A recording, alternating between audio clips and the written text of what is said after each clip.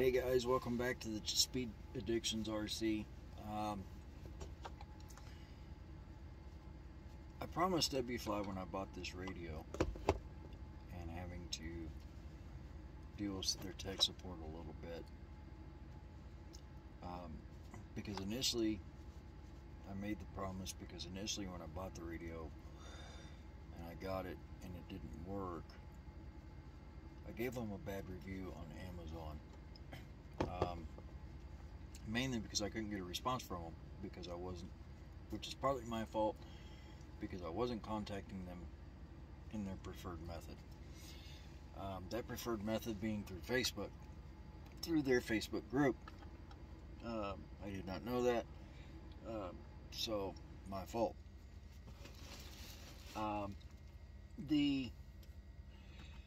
During the exchange with their tech support, they asked me to do a video review of the radio, and I did talk about it a little bit in a previous video, but now we're going to do the full Monty. Okay, let's start with range. Okay, I have a GT5 which I run with my off-roaders, and I've got this tied into my speedrun cars. The range between the two, this actually gets better range than the GT5, and I would call it probably about 100 yards and further. So you get, if you're standing in the middle of the range circle, you'll get 100 yards and 200 yards total either direction. So you'll get 100 that way and 100 that way. But the GT5 didn't have bad range for a budget radio.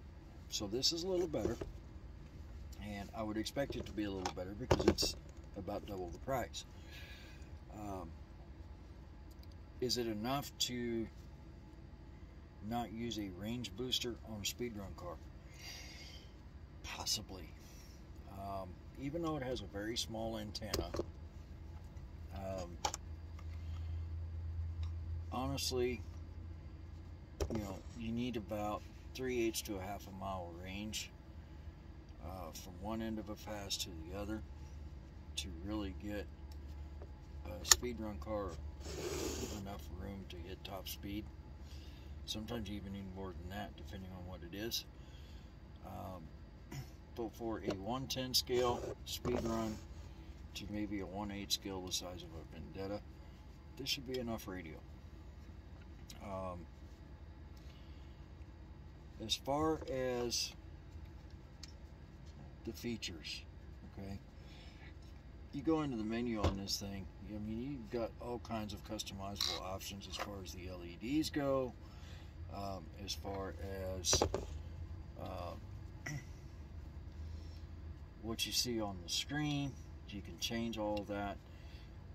The way I have it set up right now is I've actually started programming for the limitless, because I am going to use the external voltage telemetry to hook into the harness coming to the ESC, so that I know what the batteries are at during a pass. If it starts getting close to 3.7, I can shut it down. But it also calls out the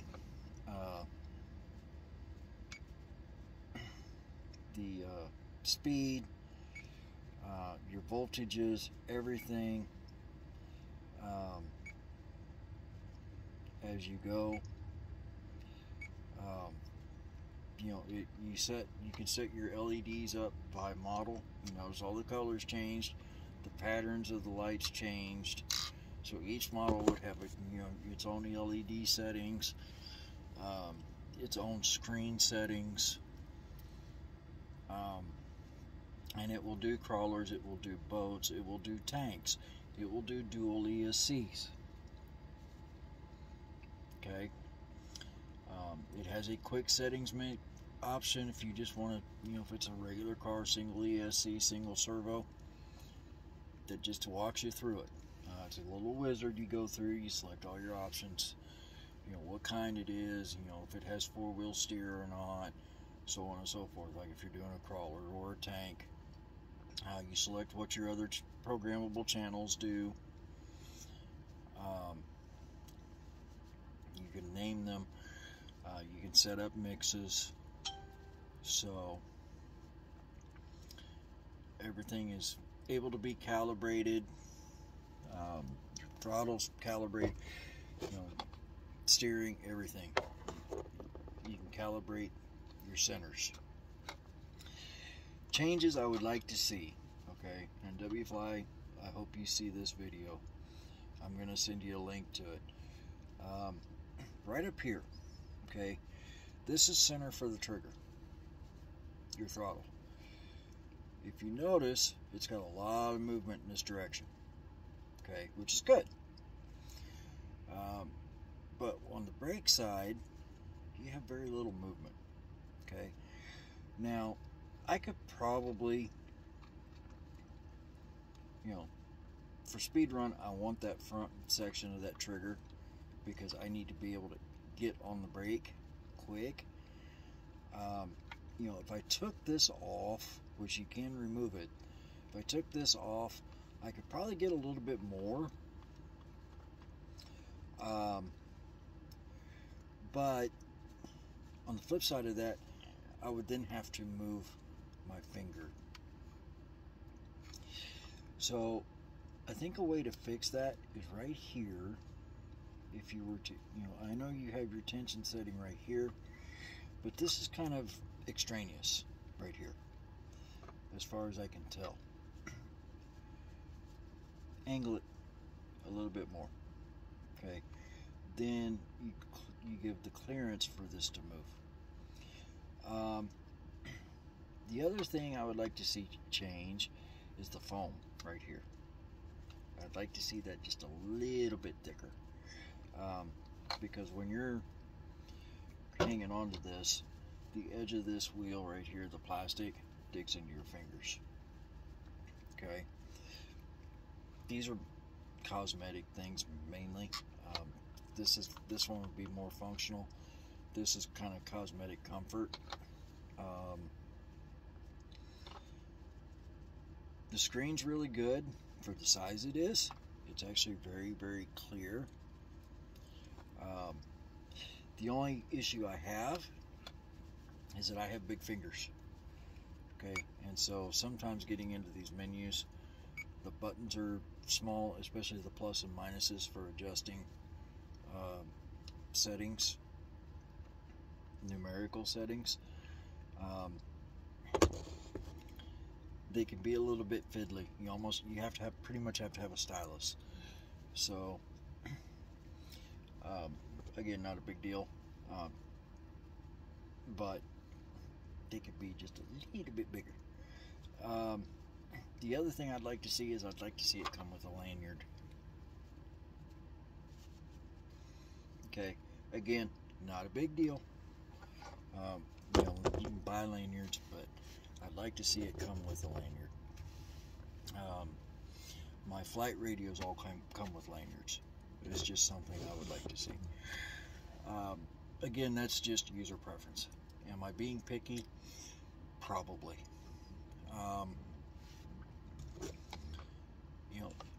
There is some customizability to the radio, if I could talk.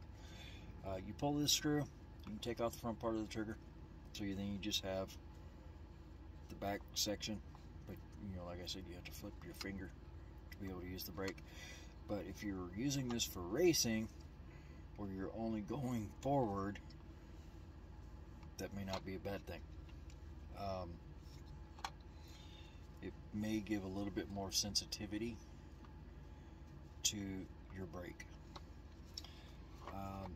Everything else is pretty much laid out well.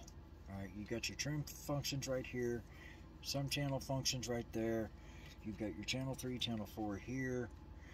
Okay, everything is within reach that when you're holding this radio, there's a finger right next to wherever it is.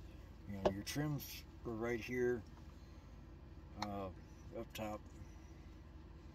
You know, nice and neat. Sub trims, all that.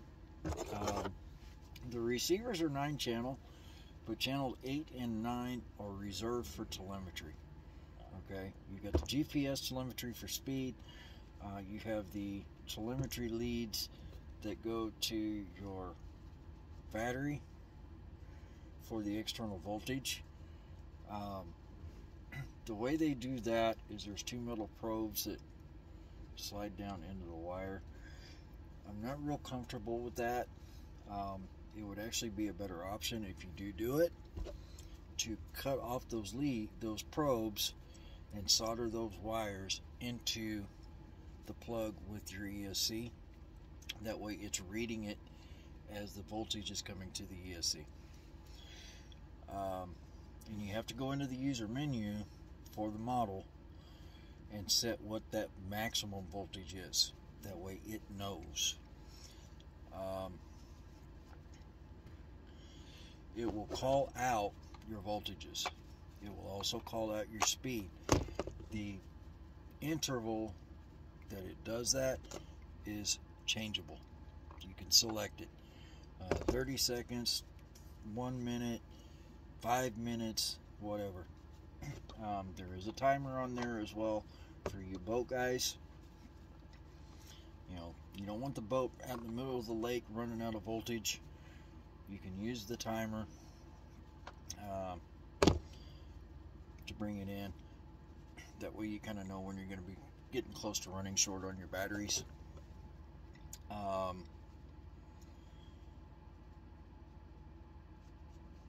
The sub trim is freaking awesome. It's super sensitive. You can literally dial a servo in perfect and still have 0 trim on it. Alright, if you don't know what sub trim does, is it moves the servo center, where your trim adjusts it by the endpoints, within the endpoints. Okay, the sub trim will move the center according to the potentiometers in the servo. So you can do very fine adjustments of the servo that way, and you actually get it centered and still have all your regular trim available. You got your dual rates, which again you can change those, and you set up a dual rate switch. You know, so very functional. Right now I gotta calibrate the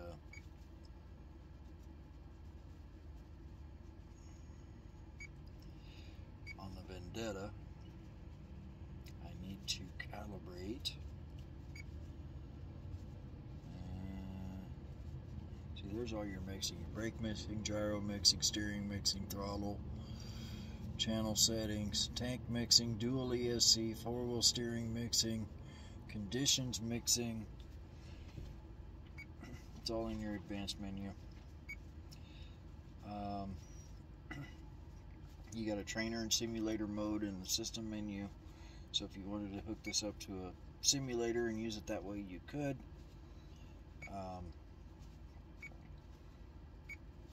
As far as calibration, you just go in, leave everything centered, and click on center.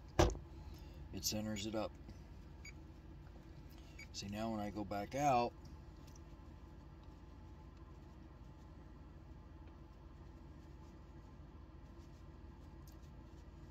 everything's pretty much centered up.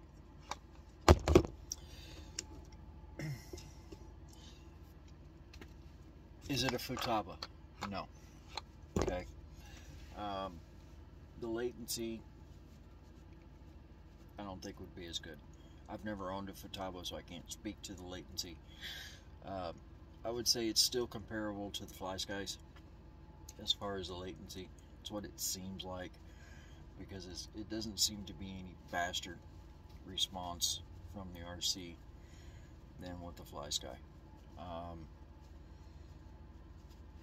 So, is it a $600 radio and a $150 package? No, it's not. It is a $150 radio and a $150 package. wfly hit the ground with an RC surface transmitter, 9-channel, that was affordable. Okay, that was their goal. And you know, most of us in RC kind of harp on the Chinese companies to some extent, because you know, some things that come from China as far as RC are not the greatest.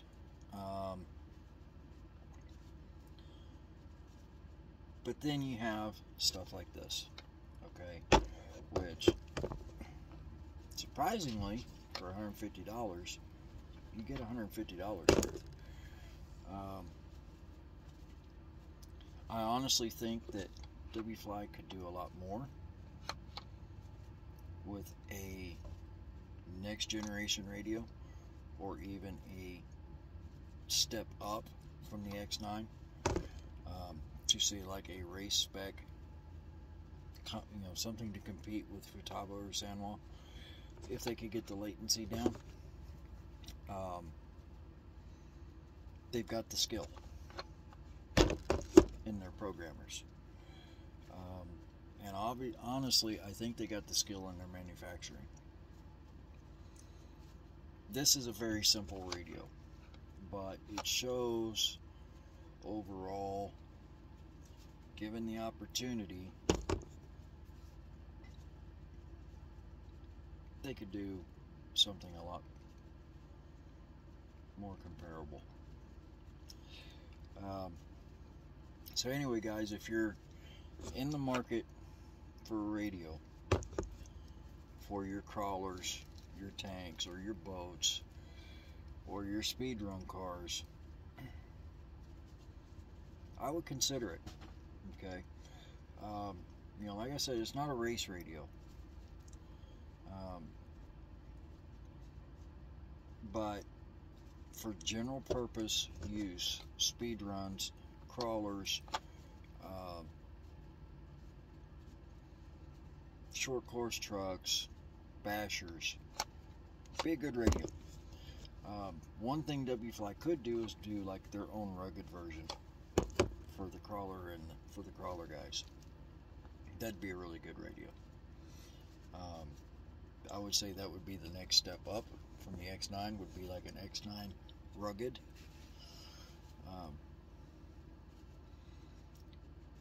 Because the screens on these are very sensitive to being smacked around, banged around. So if you were to drop it, you probably end up having to get a replacement screen.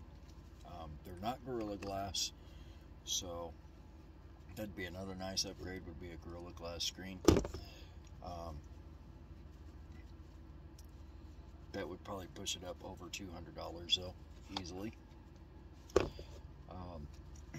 Be more comparable to a Noble in price, but Gorilla Glass would be a really nice touch.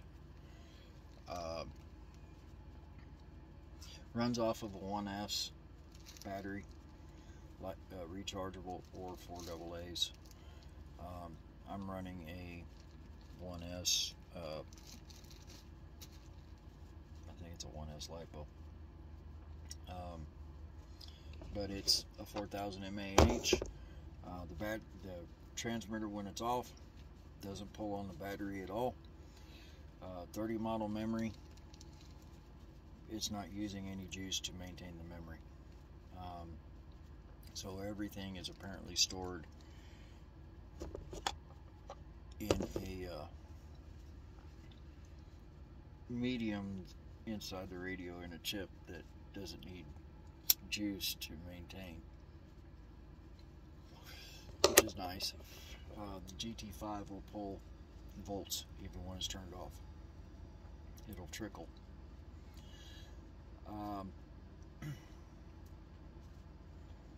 I don't know why it does that. I unplugged the battery on it to keep it from over discharging the battery. This one though, I charged it a week ago, turned it back on, it was still a 4.2.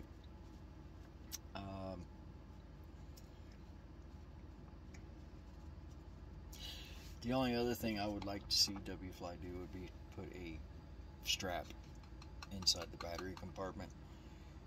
One big enough that would hold the 1S, but still adjustable enough that if somebody was running the 4AA pack thing that goes in there, that it would hold that as well to keep it from jostling around. This is just a minor irritation. My plan is to get one of the PureTech small battery holders and trim it, and then stick that in there to hold the battery. I just haven't done that yet, but it would be a nice thing to do if you get one, is to throw one of those in there. The 4000 mAh should be plenty of battery to run this thing for hours. It charges the battery through a charge port on the radio. It's a Type-C cable, same as you use for your modern Android. You know, Samsung S21, S22, S23.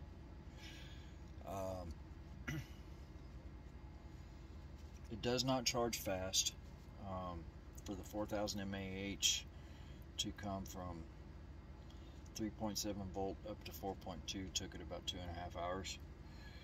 So it does do a slow charge.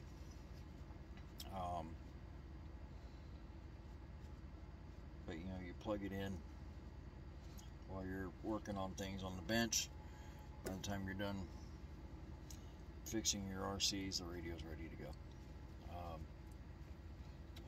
Much better than the AA's. For some reason on the AA's it would trickle the AA's down, but it does not do that on the LiPo.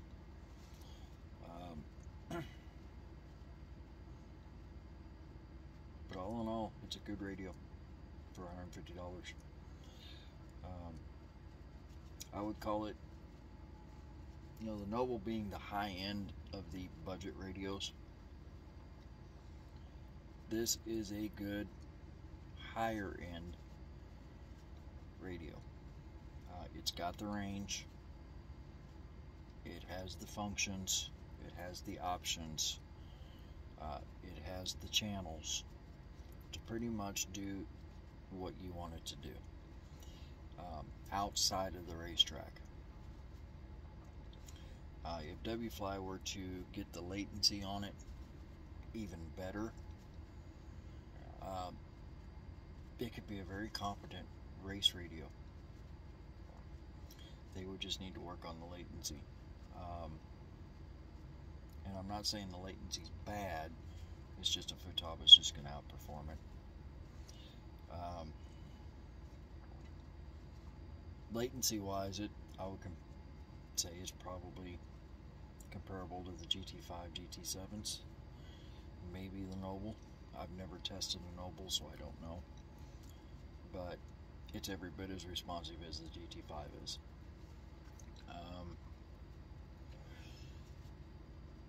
Benefits to the wfly versus the GT5. The screen's nicer, you get better range, you get more functions, you get mixes. So like if you're wanting to mix your light controller in to do turn signals and brake lights and stuff like that, if it doesn't automatically do it, this would probably do it. You would just plug them into the channels and use the channel mixes. If you have, I know there's RC bodies coming out with active arrow, you could run mixes for that. Dual ESC mix is obvious. So your four-wheel steering mixes, it probably has dig functions in there as well. I'm not a crawler guy, so I haven't really messed with the crawler menu. If it doesn't, then you would just put it on a channel and set the channel up. So, yeah. Is it worth 150 bucks? Absolutely. It's worth every penny. I wouldn't pay more than that. If you see them listed for about 150 to 175, you're alright. You'll get your money's worth from it. Any more than that, no. I know I have seen them up at 185, 190. A little rich. For the quality of radio, that's a little rich. You know, there's just, you know, at 200 bucks, you'd want a little bit better fit and finish on some things. Like this seam right here is a little rough. It's not quite even.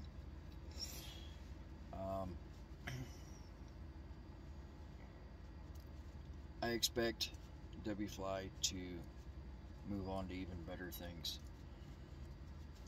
better radios than this. This is their first RC surface offering, and at least in the United States. And it's not a bad first offering at all. Not at all. So if you're looking for a radio to do a little bit more than your RTR radios, it's a little bit easier to use than a GT5, because this is way easier to use. You're wanting some telemetry options as far as monitoring your batteries and stuff like that. This will do it. That voltage monitoring, telemetry monitoring would come in real handy for guys that are running boats. And it's got the latency for running boats. The only thing I wish wfly would do would be to come out with a dual channel receiver for this radio. Still 9-channel, just dual antenna. I think that would even boost the range further. So, wfly, if you see this video, think about that one. Because I would sure be in the market for a dual antenna. But this is going to be my speedrun radio. So, and I do have a range booster if I do need to put one on there. I just haven't seen the need to do it yet. That may change with the Limitless. We'll just have to see how that goes. But as far as the Vendetta and the Fortec, that's got plenty of range. I'll do another video here in the next couple of days, kind of updating on some of the cars. The Vendetta I have with me, I'll do a video on that. I was wanting to video some passes. I haven't found a good road yet. I'm out on the road. I'm hoping to find some good asphalt while I'm out and about working. But I forgot my tripod for the phone, so recording passes might be difficult. If I do record a pass, forgive the video, guys. It's because I forgot the tripod. Okay. The GNSS mount that I got from AJ Customs broke. It's the second one that's broke. Just trying to put it on the car. So, not sure what I'm going to do. The little tab that faces to the rear keeps snapping off, and I don't know why. And it's snapping off while I'm trying to bolt it to the rear diffuser. So I don't know if it's my chassis, if it's something I'm doing, I'm not sure. So I'm looking for one that can be, I can have a buddy of mine 3D print maybe out of a hard rubber and see if maybe that wouldn't hold up better. In the meantime, I've got the speed telemetry to the radio, and it does record top speeds. In short testing, it was within 1 mile per hour of the GNSS, so I'll be able to go by that. I know it's a little bit different than what people are used to, but GPS and GNSS is GPS and GNSS no matter how you look at it. So it should be as good, if not better. And it does read quite well. So, and that is a $20 add-on to the radio system. They're available on Amazon, $20 a pop. Not expensive at all. They're actually cheaper than GNSS by $50. And they stay with the RC, so you know you're not swapping it around and busting mounts and tearing things up. They come with double-sided tape for sticking on. I've got the one in the Vendetta zip tied to the upper brace. The one on the Fortec is double-sided tape to the chassis, and they read really well. So again, it's another nice little feature of the radio, especially if you're speed running, because it will literally call your speed out however often you have it set to. So nice little feature. So you're not looking down at your radio trying to read that gauge. It'll literally talk to you and tell you what your speed is. Anyway, guys, that's the video on the wfly. This has gone on for about 32 minutes, 33 minutes now. I'm going to cut it off here. I'll do another video tomorrow or the next day. We'll talk about the Limitless. There's a lot going on there. Some things have changed as far as plans go with the Limitless. We'll get into that. We'll go over the Vendetta. I know there's a lot of guys that are starting to speed run their Vendettas. I kind of want to talk about it before I potentially crash it, and that way people can kind of know the direction I took. I'm not necessarily saying it's the right one, but at least you know what I'm trying. I'm not like a lot of guys who won't share what they're doing.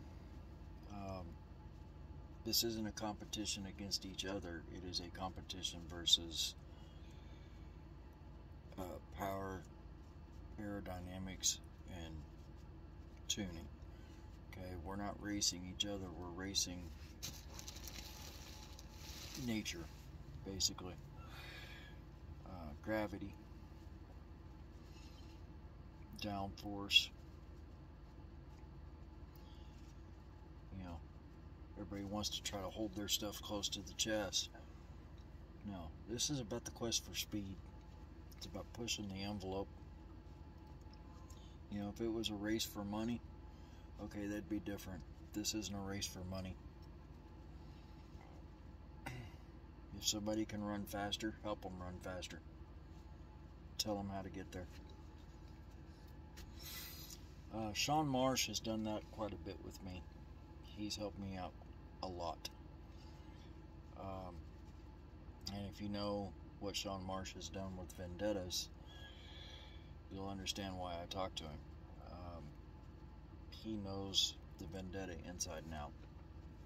He's pushed them to 175. and is trying to push even faster with a Vendetta. He's also running a Hobio VTE2 and a Limitless. So I talk to him quite a bit whenever I have questions. And he has always been willing to answer, with the exception of gearing. He keeps his gearing pretty close to the chest. But yeah, we will talk about her. And we'll go over the parts list, especially for you guys that are wanting to go to 4S and 6S and stuff like that. There are some things that you're going to want to look at. Not necessarily immediately, but as you start pushing further and further past 3S, you're definitely going to want to address, because they not necessarily weaknesses at 3S and 4S, but they quickly become weaknesses once you go beyond that. So we'll go over it.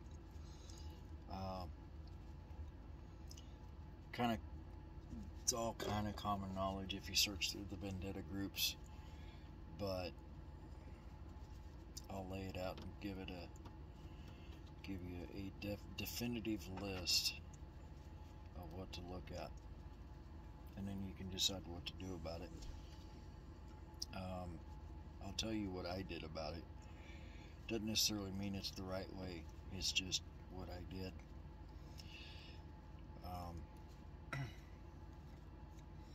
I'll tell you the where and the when and the who. A lot of this stuff that I have done, Sean Marsh kind of pointed me in that direction, said you're going to want to look at this and you're going to want to look at that. He didn't tell me what to do. He just said that these are the common problems. So I addressed those the best way I could, and you may find a different way to address those issues. That's perfectly fine. There's a lot of different sources for parts out there, so you just gotta find them. It's a little bit harder with the Vendetta because it is not the most common speed run chassis out there. It is overlooked quite a bit because of the Limitless. The Limitless is the daddy. The Vendetta is kind of its illegitimate child, so to speak, as far as speed running goes. So it is a very underrated chassis if it's built right. For the guys that are having problems even getting a Vendetta to hit the advertised top speed, we'll talk about that too. Again, because I really keep hoping Arma sees one of these videos. Beyond that, guys, there's not going to be a whole lot, unless I find a place to do passes. Videos are going to be kind of scarce until probably July, because next time home, I got a family reunion to go to in Kentucky, which puts me off the radar. It's a wife's family reunion, not mine. Puts me off the radar for about 5 days. Takes away from build time.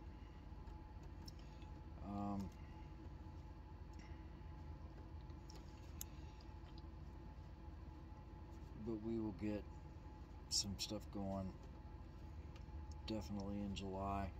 I'm hoping that by then absolutely everything to finish the Limitless will be there.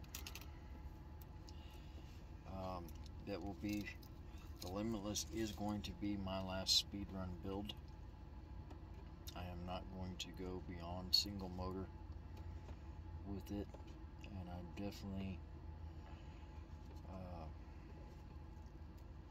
going to call it my crowning achievement as far as speedrunning goes. I'll leave the Hobbios and the twin motors and quad motors to Raj Schifrin and Kevin Talbot and Sean Marsh and James McCoy. I would just like, at this point, I would just like to get into the 200-mile-an-hour club.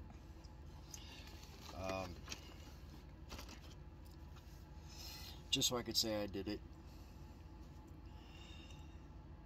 I don't see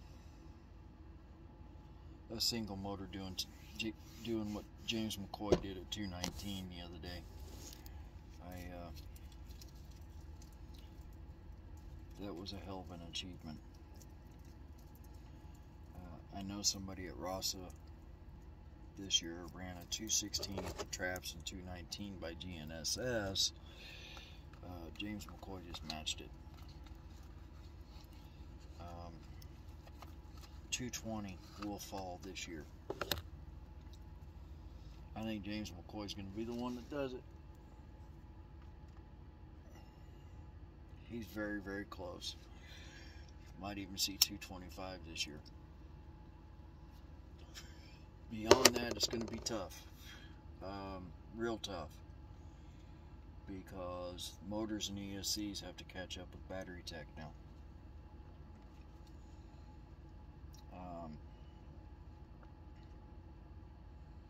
And I think LIHV will get them there.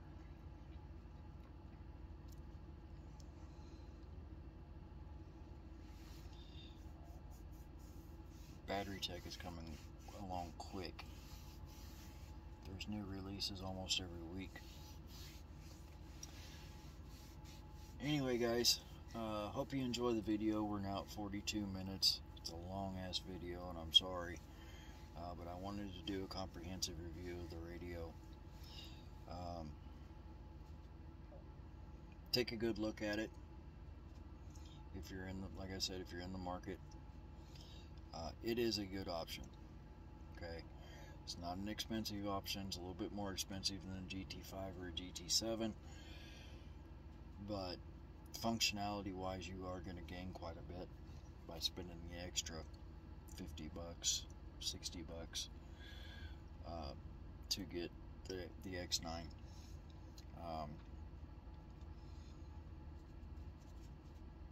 It's just once you kind of learn your way around the menus, it becomes very user friendly. They did a good job for a first offering. Pretty good job. If you do get one, there is a firmware update out for it from the wfly website. It's not hard to do. When you update the transmitter, you then want to go through power up each of your receivers to the right model on the transmitter, and the transmitter will then update the receiver firmware as well. There's a little wizard you run on your laptop that does the transmitter, and then the transmitter does the receivers. So be aware of that. Again, it's not a hard process. It's basically, once you download it and unzip it, it's point and click. Not hard to do at all. You just have to have the transmitter hooked up to your laptop with a USB to USB-C. Not difficult. That's it, guys. I'm done talking. 44 minutes, 36 seconds. Y'all have a good night, and we'll talk to you next time.